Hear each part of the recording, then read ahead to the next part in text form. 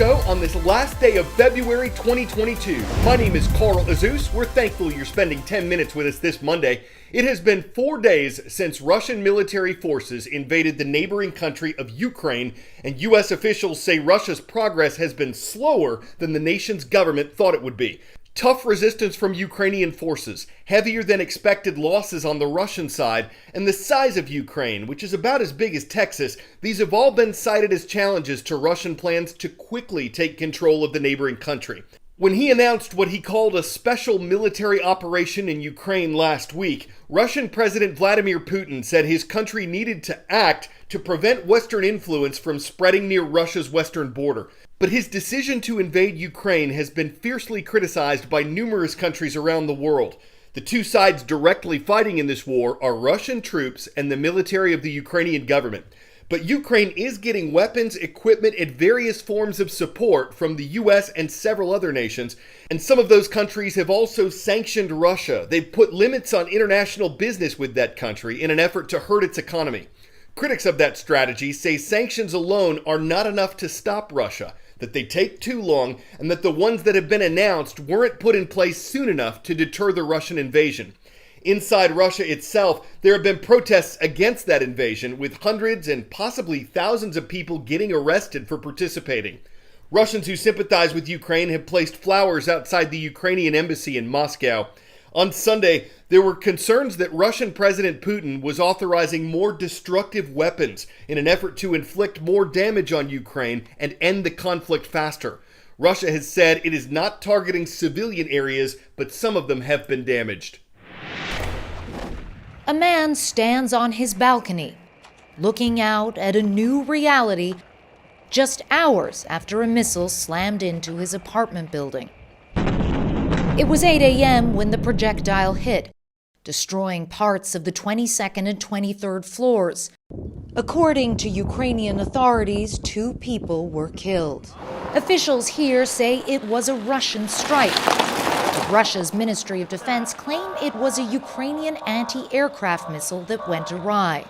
Whoever was responsible, this is what happens when war comes to a major city. Homes and lives are destroyed. At the city's central train station, a frantic dash as people try to escape to the west of the country. Step back, the train conductor says. Step back. She tells the crowd to leave their bags to make room for more people. So she's just said that women and children can get on the train now. You can see people pushing to get on. They've got their pets, they've got their babies, and they're trying to get on this train to get out of here. Ukraine's railway services say they are evacuating 5,000 people a day from Kyiv. Every single space is precious. We will stand, this woman pleads. It's full, the conductor tells her. Inside the carriage, it's standing room only. A woman waves goodbye to her family. Who knows when she will be able to return? Her daughter, Tamara, has made the tough decision to stay behind. For many people, it'll be hard to understand how brave you are to stay here and not to try to leave and get somewhere safe. It's not a brave. You should just understand. It's my city, it's my hometown, it's my homeland, it's my country, and I'm not the one who should leave. The Russians are the one who should leave, and they would leave. I wouldn't leave this city before they are. Do you think many people are like you and they're ready to do everything they can to get Russia out? I'm not thinking, I know. This is the sort of extraordinary resistance Russia is facing here. 100 miles northeast of Kyiv, a man tries to block a Russian tank. He kneels in front of it, determined to stop it in its tracks. And for a brief moment he does, before the column pushes on towards the capital. Judge Ketanji Brown Jackson has officially been nominated to the U.S. Supreme Court. President Joe Biden made the announcement on Friday. The 51-year-old nominee currently sits on the U.S. Court of Appeals for the D.C. Circuit, and before that, Judge Jackson served as a federal district court judge. She's the first black woman ever to be nominated to the Supreme Court, but will she be confirmed as its newest Associate Justice? That's up to the U.S. Senate, whose job is to give advice and consent on presidential nominees.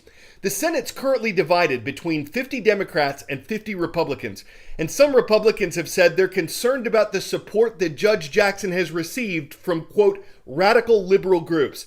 However, 3 Republicans did join all Democrats in voting for Jackson's confirmation to her current job. That happened last June.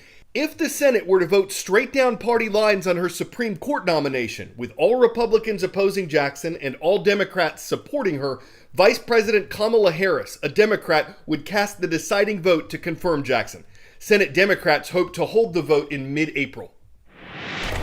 A historic selection shrouded in secrecy for the last several weeks. We are learning that President Biden met with 3 candidates on Valentine's Day, February 14th, for individual interviews at the White House that went under the radar of everyone at the time. But he finally offered the position on Thursday evening to Judge Jackson, and she was at the White House on Friday.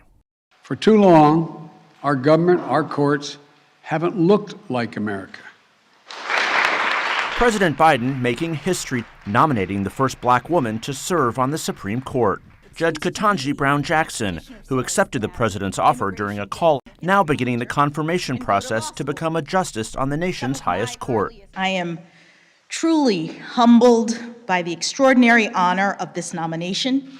If approved by the Senate, Jackson would succeed Justice Stephen Breyer, a mentor for whom she worked as a law clerk in 1999.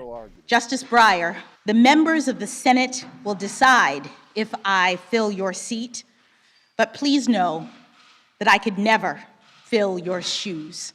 Her liberal ideology would not change the balance of the court, yet her presence on the bench would mark a major milestone for the court and the country. The White House ceremony comes 2 years to the day since Biden first made the pledge to nominate a black woman on the court, as he sought to revive his candidacy before the South Carolina primary. I'm looking forward to making sure there's a black woman on the Supreme Court to make sure I push very hard for that.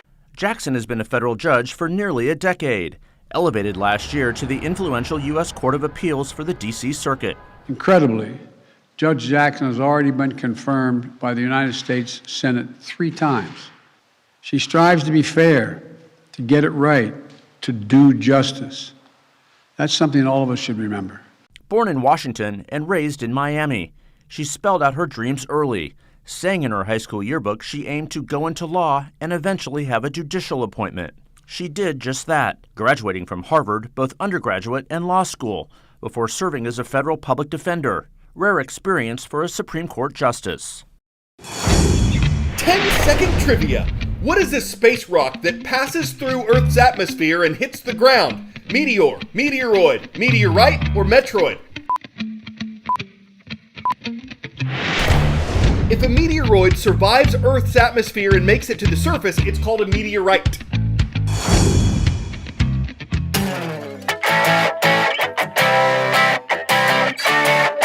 In 2019, a meteorite struck a doghouse in Costa Rica. It just missed the dog. The animal was okay, but the Christie's Auction Company says it's incredibly rare for things built by people to get hit by meteorites. So the doghouse was put up for auction and it fetched, get it, $44,000.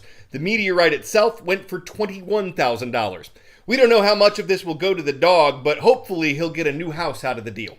One that rocks, if you know what I'm saying. His old rin-tin roof was rusted, so he'll probably want something to ease his anxiety. One with better protection for his fascia, something that offers more of a life rafter, and he'll probably opt out of a skylight. Then maybe he might not mind being in the doghouse. Roof puns. We nailed them.